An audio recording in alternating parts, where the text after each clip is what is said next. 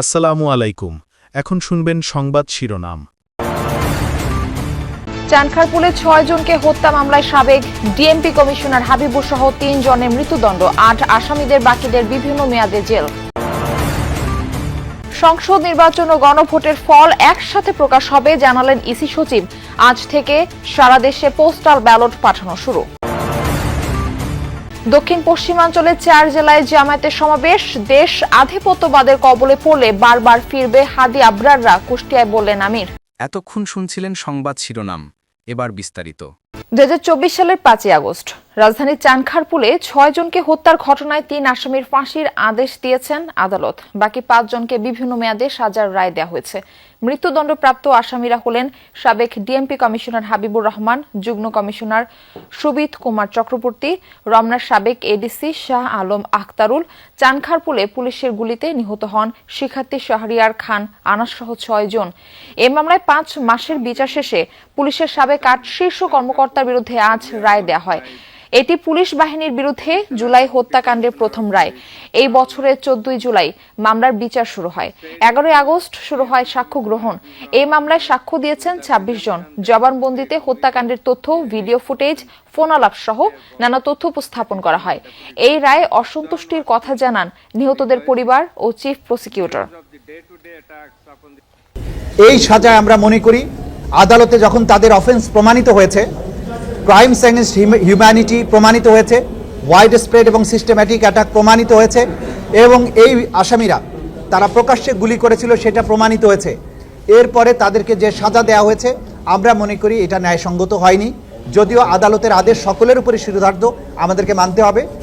সারা দেশে আজ থেকে পাঠানো শুরু হলো পোস্টাল ব্যালট। নির্বাচনের দিন যেসব সরকারি কর্মীরা বিভিন্ন দায়িত্ব পালন করবেন তারা আগে ভাগে এই পোস্টাল ব্যালটে ভোট দিতে পারবেন। সকালে নির্বাচন ভবনে সংবাদ সম্মেলন করে কূটনীতিকদের সাথে ইসির বৈঠকের পর নানা দিক তুলে ধরেন সিনিয়র সচিব আখতার আহমেদ। বলেন, জাতীয় সংসদ নির্বাচন ও গণভোটের ফলাফল একসাথে দেওয়া হবে, তাই ফলাফল ঘোষণায় দেরি হবে। আচরণবিধি ভঙ্গে ইসি দৃশ্যমান কোনো পদক্ষেপ নেই। সাংবাদিকদের এমন প্রশ্নে কমিশন সচিব জানান, লেভেল প্লেইং ফিল্ড আছে বলেই প্রার্থীরা প্রচার প্রচারণা চালাতে পারছে। তবে আচরণবিধি ভঙ্গ হলে ইলেকটোরাল ইনকোয়ারি কমিটি বা রিটার্নিং কর্মকর্তার কাছে সরাসরি অভিযোগ করার আহ্বান জানান। বলেন, ইসিতে অভিযোগ করা হলে সময় বেশি লাগবে। বিদেশে প্রবাসীরা আচরণবিধি ভঙ্গ করলে দায় ব্যক্তির। সিসির আদালত অবমাননার বিষয়ে আদালতের কোনো নির্দেশনা পায়নি ইসি, জানান সচিব। আমাদের দিক থেকে সর্বোচ্চ চেষ্টা থাকবে যত দ্রুত আমরা এটা করতে পারি এবং গণভোট এবং জাতীয় সংসদ নির্বাচন এর ভোট গণনা কনকারেন্টলি হবে, পাশাপাশি হবে, যাতে একটা ভোট হয়ে গেল আমি জিতে গেলাম বা হেরে গেলাম এই নিয়ে আর বা ইত্যাদি এই জিনিসগুলো যেন না হয়। ইন কান্ট্রি পোস্টাল ভোটের ব্যালট পেপার আজকে থেকে ডিস্ট্রিবিউশন শুরু হয়েছে। বিদেশে যদি আচরণবিধি লঙ্ঘন করেন তাহলে সেটা ব্যক্তি পর্যায়ের। দেশ আধিপত্যের কবলে পড়লে হাদি আবরাররাও বারবার ফিরে আসবে। দেশকে আর আধিপত্যবাদের কবলে পড়তে দেবে না দেশের তরুণ প্রজন্ম। কুষ্টিয়া জনসভায় কথা বলেছেন জামায়াতে ইসলামের আমির ডাক্তার শফিকুর রহমান। কুষ্টিয়ার শহীদ আবরার ফাহাদ স্টেডিয়ামে নির্বাচনী জনসভায় চাঁদাবাজদের অপমানজনক কাজ থেকে ফিরে আসার আহ্বান জানিয়ে তাদের সম্মানজনক কাজ দেওয়ার প্রতিশ্রুতি দেন। বেকার তরুণ তরুণীদের হাতকে কর্মক্ষম করে বেকারত্বকে দূর করা হবে বলেও জানান জামায়াত আমির। সকালে হেলিকপ্টার যোগে কুষ্টিয়া পৌঁছান তিনি। পরে পুলিশ লাইন্সের হেলিকপ্টার প্যাডে অবতরণ করে সরাসরি জনসভাস্থল কুষ্টিয়ার শহীদ আবরার ফাহাদ স্টেডিয়ামে যান শফিকুর রহমান। কুষ্টিয়ার কর্মসূচি শেষে মেহেরপুরের সরকারি বালক উচ্চ বিদ্যালয় মাঠে কথা বলেন জামায়াতের আমির। সেখানে দাঁড়িপাল্লা প্রতীকে ভোট চান তিনি। এরপর চুয়াডাঙ্গা ও ঝিনাইদহ সফর করবেন। এক ফাহাদকে বিদায় করেছে, এক আবরারকে বিদায় করেছে, এক আবু সাইদকে বিদায় করেছে, কিন্তু মনে রাখবা এক একটা বিপ্লবী হাজার নয়, লক্ষ নয়, কোটি বিপ্লবীর দুনিয়ায় জন্ম দিয়ে তারা বিদায় নিয়েছে। জায়গায় জায়গায় দখলদারি, জায়গায় জায়গায় আমাদের ভাইয়েরা নেমে পড়লেন চাঁদাবাজি করতে। আপনারা এখান থেকে সরে আসুন। আল্লাহ আমাদেরকে যে রিজেক্ট দিয়েছেন ওইটাই আপনাদের সাথে আমরা ভাগাভাগি করে খাইতে রাজি আছি। তবুও মানুষকে কষ্ট দিবেন না, চাঁদাবাজি করবেন না। আসন্ন জাতীয় সংসদ নির্বাচন ঘিরে সারা দেশে জমে উঠেছে প্রার্থীদের প্রচার গণসংযোগ। সকাল থেকে মাঠে ব্যস্ত বিভিন্ন দলের মনোনীত প্রার্থীরা কর্মী সমর্থকদের নিয়ে ছুটছে নিজ নিজ নির্বাচনী এলাকার ভোটারদের কাছে, শোনাচ্ছেন নানা প্রতিশ্রুতির কথা। বিরামহীন পথসভা, গণসংযোগ, লিফলেট বিতরণ ও উঠান বৈঠকে সরব বিএনপির মনোনীত প্রার্থীরা। ভোটারদের দাঁড়ে দাঁড়িয়ে গিয়ে দেশ নিয়ে ভবিষ্যৎ পরিকল্পনা জানিয়ে আসছেন জামায়াতের প্রার্থীরা। ভোট চাইছেন দাঁড়িপাল্লা প্রতীকে। গণসংযোগে পিছিয়ে নেই স্বতন্ত্র প্রার্থীরাও নতুন বাংলাদেশ বিনির্মাণে ভোট চাইছেন তারা। তবে ভোটাররা বলছেন, এলাকার উন্নয়নে যাকে পাশে পাবেন এবার তাকেই নির্বাচিত করবেন তারা। চাকরির জন্য আমরা ঘুষ নিব না, দেবো না,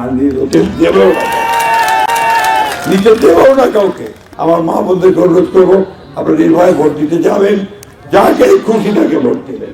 আমরা ইসির কাছে চাই যে আমাদের যারা ভোটের কর্মী আছে তারা যেন নিরাপত্তার সাথে ভোটের কাজ করতে পারে, কেউ যেন বাধা না দেয়। নতুন বাংলাদেশ পুনর্নির্মাণের জন্য এদেশের মানুষ মুখে আছে। সাধারণ মানুষ আমাদেরকে বলছেন যে আমরা আমাদের সুষ্ঠু ভাবে যেন আমরা ভোট কেন্দ্রে যেতে পারি। দেশের মালিকানা জনগণের কাছে ফেরত দিতে হবে বলে মন্তব্য করেছেন বিএনপির স্থায়ী কমিটির সদস্য সালাউদ্দিন আহমদ। দুপুরে কক্সবাজার 1 চকরিয়া পেকুয়া আসনে প্রচারণায় যান তিনি। চকরিয়ার দুর্গম বলু বিল ছড়িতে নির্বাচনী জনসভায় যোগ দেন বিএনপির এই শীর্ষ নেতা। বলেন, আগামী নির্বাচন হবে বাংলাদেশের বাক বদলে নির্বাচন। এই দেশ যেন আর কোনোদিন ফ্যাসিবাদ ও স্বৈরাচারে ফিরে আসতে না পারে, সেজন্য সংবিধান সংশোধনের প্রয়োজনীয়তার কথা বলেন তিনি। জান্নাতের বাহানায় কেউ ভোট চাইলে বিভ্রান্ত না হওয়ার আহ্বান জানান সালাউদ্দিন আহমদ। পাশাপাশি দেশের উন্নয়ন, নিরাপত্তা ও গণতন্ত্র শক্তিশালী করতে ধানের শীষে ভোট চান।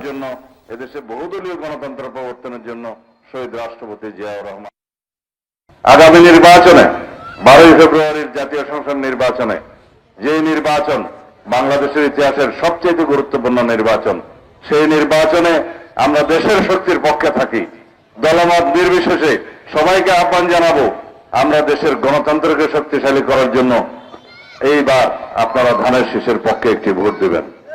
রাজধানীতে জমজমাট পঞ্চম দিনে নির্বাচনী প্রচারণা। সকাল থেকে বিভিন্ন পাড়া মহল্লায় গণসংযোগে নেমেছেন বিএনপির প্রার্থীরা। রাজধানীর মিরপুরে সকাল থেকে গণসংযোগ করছেন বিএনপি মনোনীত ঢাকা 16 আসনের প্রার্থী আমিনুল হক।